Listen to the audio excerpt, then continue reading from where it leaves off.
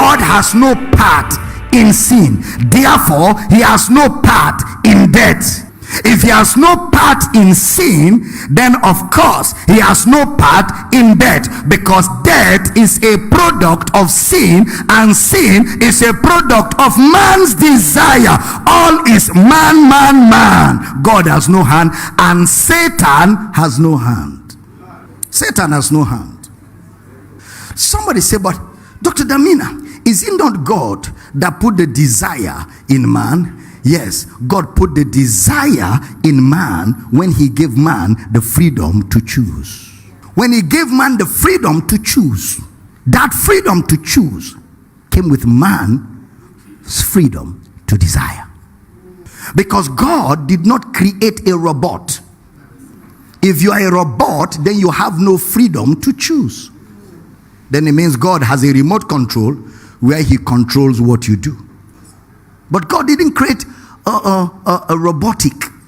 He created a man and gave man the freedom to choose. Why? Because God is not a tyrant. Why? Because God is love.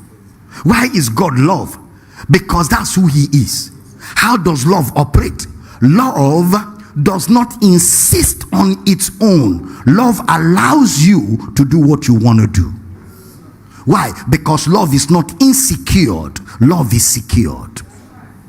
Love does not have insecurities. God doesn't have insecurities.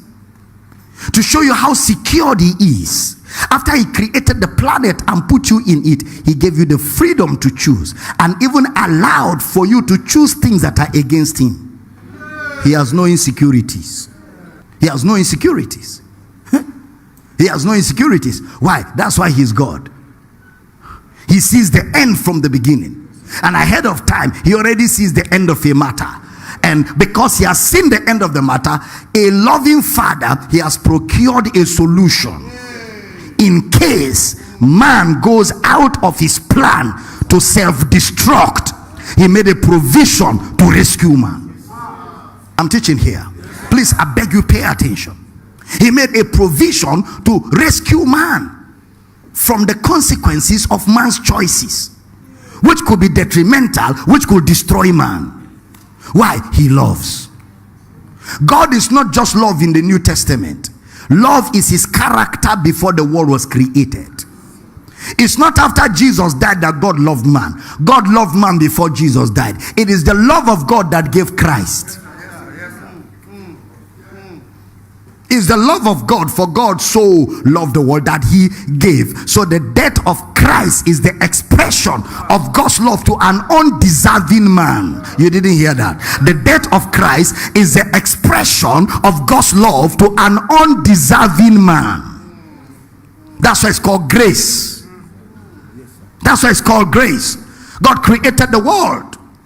You know the story of Moses, the tree of the knowledge of good and evil, the tree of life.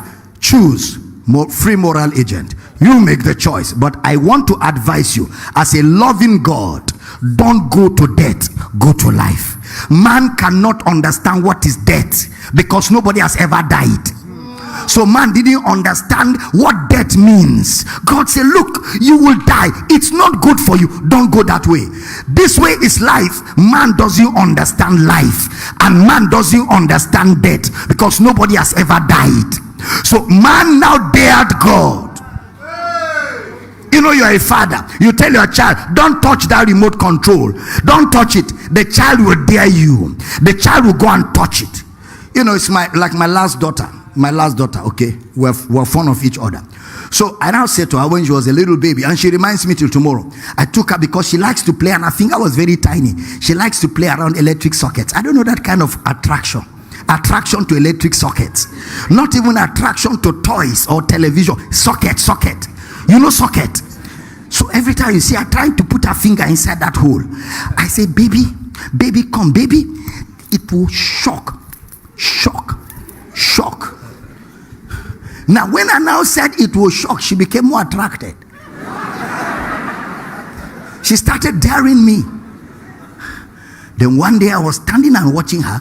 She put her finger and the socket was on. I didn't stop her. Love will let you go to hell if you want. Love. God can love you to hell. I was just watching her. Since I've been talking, you refuse to hear. Maybe one lesson will teach you better. She put her finger, and the thing shook. It shocked her. She went. Then now, after she removed her finger, and the thing is paining her, the next thing is to look around if anybody is looking. I'm standing in one corner looking at her. The moment our two eyes jammed, I smiled. She started crying.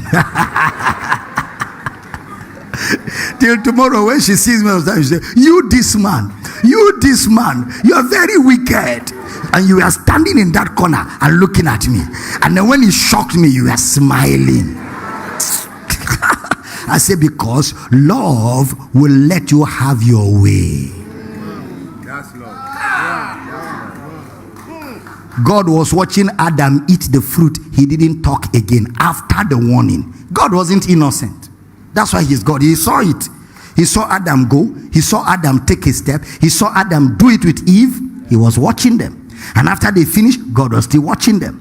When they entered the bush to hide in the leaves, God saw them. And God said, Adam, Adama, where are thou?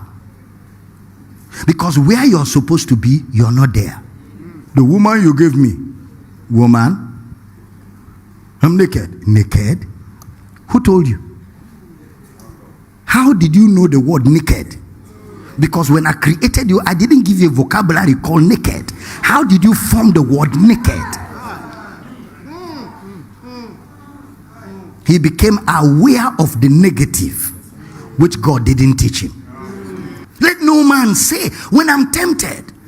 There are some of us, we've been so bothered because there are things in our lives we can't explain how God will be alive and such things are happening, and we are blaming God for most things. And I came this weekend to tell you, God's hands are clean. God has no hand in it at all. Somebody said, well, how can you tell me, Dr. Damina? God knew that when I was born, I didn't have a father, I didn't have a mother. Why did he allow my father and mother to die? God is not to blame. You don't know what choices your father made. You don't know what choices your mother made. God does not get involved with such things. And maybe your father and mother made stupid choices that took them out of existence, and they abandoned you as an orphan, and you had to grow. But the good thing is that God was there for you. You didn't also die young. He allowed you to grow. He protected you. Somehow he dropped provisions at junctions to help you grow. Now you've grown, you can make decisions for your own life. You're not responsible for your father's choices. You're not responsible for your mother's choices. You're only responsible for your own choices. Teaching good tonight. Turn to your neighbor, say, let no man say. When he's tempted, I'm tempted of God. Now tell your neighbor, God cannot.